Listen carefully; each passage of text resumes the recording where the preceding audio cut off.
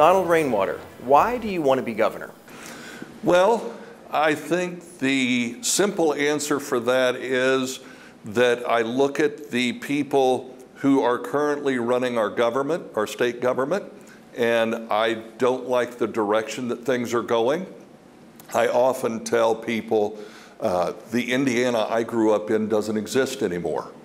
And I have children and grandchildren, and I want to preserve as much of the, whether we call it a liberty society or a free society, whether we call it a constitutional republic, I want to preserve as much of that for my children and the children of every Hoosier citizen that I possibly can.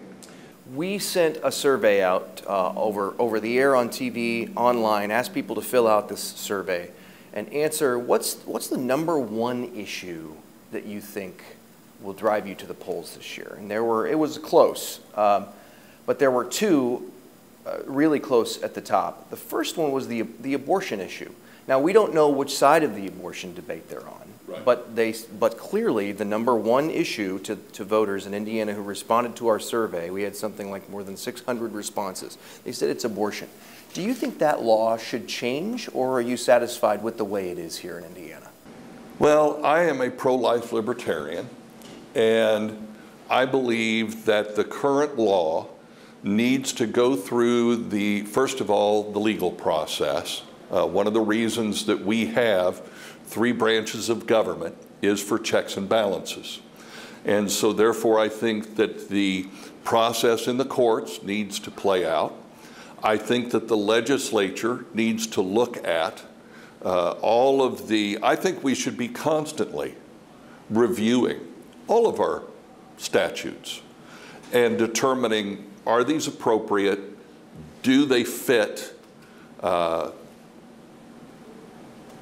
measure of, does this protect life, liberty, and the pursuit of happiness without infringing on someone else? The other two issues they kind of go along with each other, the economy and property taxes. You've been outspoken when it comes to the property tax issue in Indiana. What would you do as governor to address property taxes? Well, I think the first thing that we need to do is that we need to recognize that property taxes, as they're collected in Indiana today, are arbitrary. I was taught that the value of something is either what you paid for it or what someone pays you for it. What we do in Indiana is we have these assessments where we've got 92 assessors, one in each county, and I could take 92 assessors to your property and you would get 92 different assessments. It's arbitrary. It's based on someone's opinion, and then you're taxed on that. We see a lot of folks concerned about Kamala Harris talking about taxing unrealized gains. The idea that your property value goes up and the state of Indiana then raises your property taxes, to me that's an unrealized gain tax. So we should be taxing people's property based on something concrete. My proposal has been 1% of the purchase price of the property. And then the other piece of this is property taxes should not be collected in perpetuity. If I never own my property, because the government always has their heavy hand of the threat that if I fall behind on property taxes, they can take it away from me, I don't truly own the property. Therefore, I've said that based on the concept of a 7% sales tax in Indiana, we limit property taxes to 1% of the purchase price for 7 years, and then you're done. Now, you can pay that at closing. One of the things that I've told people when I talk to them about this, if you can wrap your 7% sales tax into your mortgage and amortize it over 30 years, it is a much lower financial burden than having to pay 1% of the assessed value in 12 equal installments in your escrow But you could do that for 7 years as well. You can escrow it 1% over 12 months. Either way, what my two goals are: one, your property taxes should never increase, and two, you shouldn't have to pay property taxes for the rest of your life in order to make sure that the government doesn't take your property from you. So I'm open to discussion about well, you know, maybe not 70 years, but 10 years. Well, I can have that conversation. But the more important thing is we've got to allow people to own their property, and the current system doesn't do that. And when localities are willing to give corporations 10-year tax abatements, where for the first 10 years they pay a fraction of their property taxes, it seems like we've got this kind of backward. And so that kind of is where I come from. How would you make up the difference, though, to fund, I mean, these property taxes fund police departments, fire departments, school buildings. It seems like if we go down that route, communities, municipalities would need to make up that difference in another way. Well, I hear that question a lot. And what I always come back to is that several decades ago, the state of Indiana came up with these tax increment financing districts. And what they allow localities to do is create a district where they say, okay, today, the property taxes collected from this area are this amount. So that amount we're going to keep giving to core services for local government, police, fire, school, capital budgets. But all the new property tax increment that comes in, we're going to give that to this redevelopment commission. And they're going to be able to spend that any way they want. So I immediately say, well, local governments aren't worried about how they replace that money because they've set this cap on these tax increment financing districts. And in many cases, they have very large and multiple districts that they create. And then they let the redevelopment commission have all this other money. So what I'm really saying is let's let economic development happen organically the way it did up until about 30 years ago, 40 years ago. And let's make sure that the money that is collected in property taxes goes to police, fire, school capital budgets, and not be given to a group of people that are appointed by the mayor and are really only overseen by the mayor and can go out and spend that money pretty much any way they want. And this is the thing whenever local governments shout, oh, you want to defund the police? Not at all. You did that 30 years ago when you started stealing the money off the top of property taxes and using it for economic development. The Ball State Hoosier survey, as I'm sure you're aware of, year after year asks the same questions. One of them is what Hoosiers think about marijuana. And last year, again, just 9.8% of respondents said it should not be legal. Should the marijuana laws in Indiana change?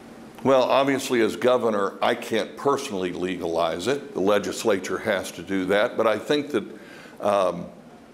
first of all, I believe that cannabis, both medical and recreational, should be legalized and decriminalized. As governor, I would have the authority to expunge the records of individuals, Hoosiers, who have been convicted of nonviolent cannabis-related offenses, and I would do that almost immediately.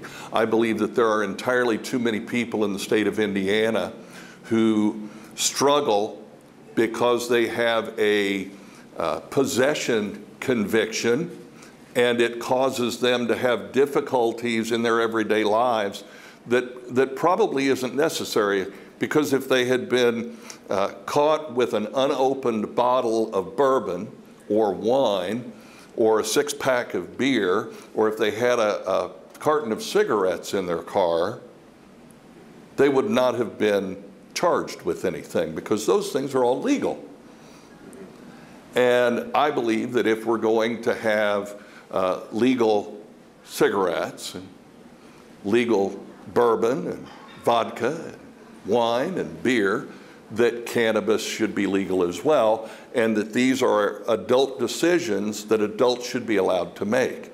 I think it is astronomically hypocritical for people who consume alcoholic beverages to turn around and say, well, I think that cannabis is dangerous. As a third-party candidate, you are competing with the two major parties who have vast amounts of resources. How do you compete with that? Do you feel like you're gaining traction, or still just sometimes shouting into the wind? Well, I think we're gaining a lot of traction, to be honest with you. And the way that we do that is we have to innovate. And I think one of the things that regardless of whether we're talking about campaigning for office or whether we're talking about health care, education, there are a lot of issues in Indiana where we continue to try to do the same thing we've done for decades or even 150 years. And we see all around us evidence that if you don't innovate, you die.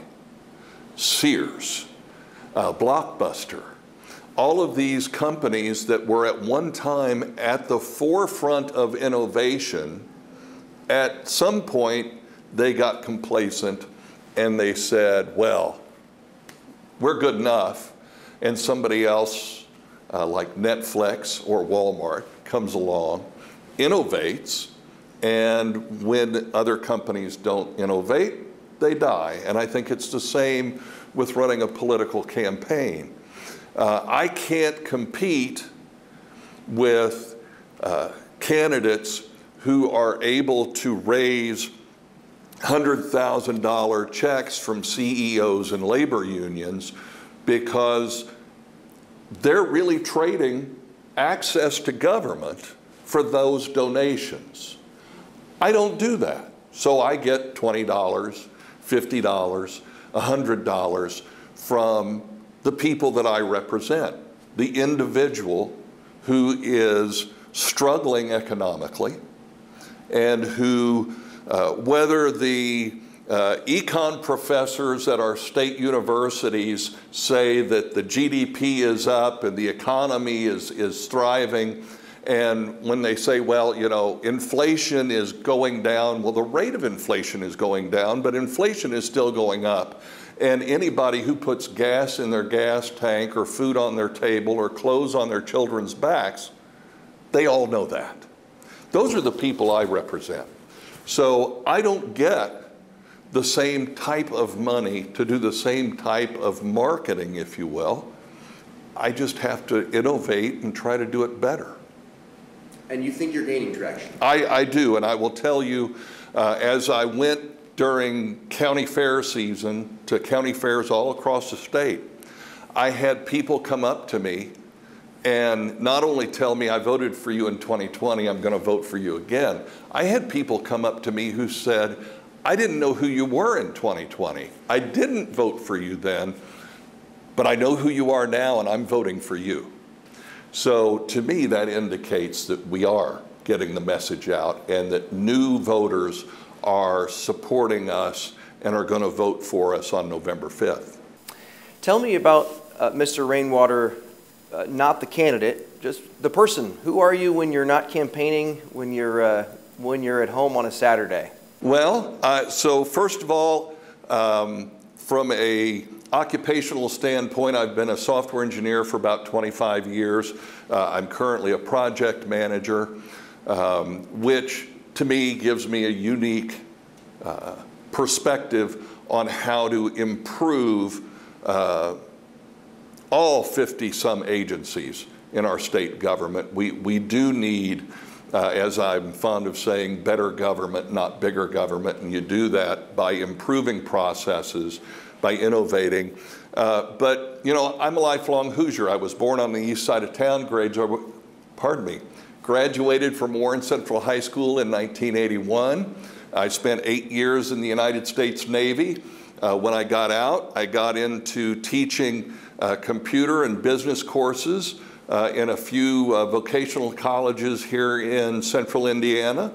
Then I got into managing some small businesses for other folks, got back into teaching computers, got into programming, and like they say, the rest is history.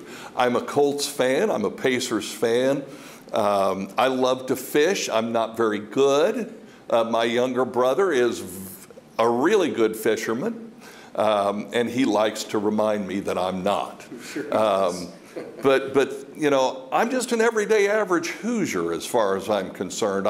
I didn't go to Harvard Business School. I don't have a PhD. I have not been part of what our state government is currently. I've never been elected to office. I've never been appointed to a bureaucratic position. I'm just an average Hoosier who feels like our state government has kind of lost its way, and it's time that we do something to get it back on track.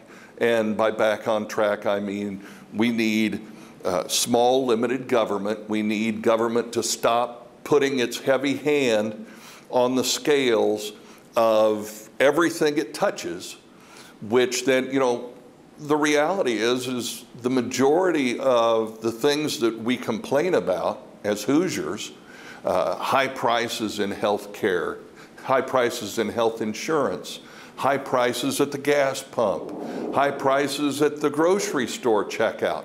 These are all things that in one way or another, state and federal government have put their heavy hand on the scales and created a scenario where there's not a free market situation, where there's not good competition and innovation, and it's caused the average everyday person a lot of financial difficulty and a lot of struggle.